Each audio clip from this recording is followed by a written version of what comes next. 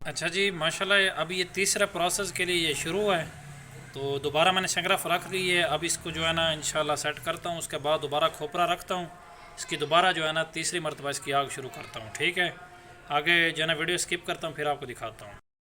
یہ تو دوستو دیکھیں یہ تیسرا عمل شروع ہو چکا ہے.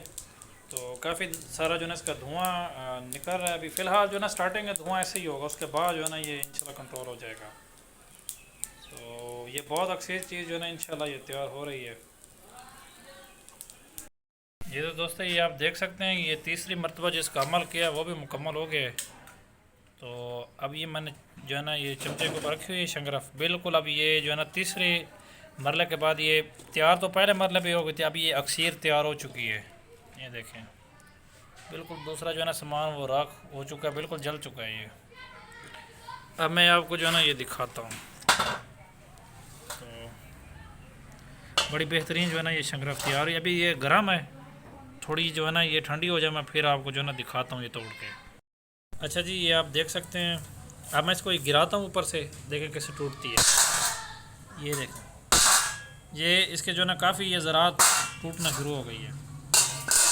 اسے تھوڑا میں ہاتھ میں دباتا ہوں. یہ دیکھیں ابھی فی الحال گرم ہے.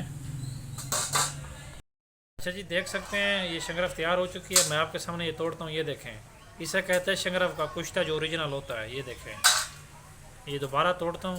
یہ دیکھیں کتنی آسانی سے ٹوٹ رہی ہے. یہ دیکھیں یہ دوبارہ توڑ کے دکھاتا ہوں. یہ دیکھیں یہ بالکل جو ہے نا یہ چورا ہو رہی ہے.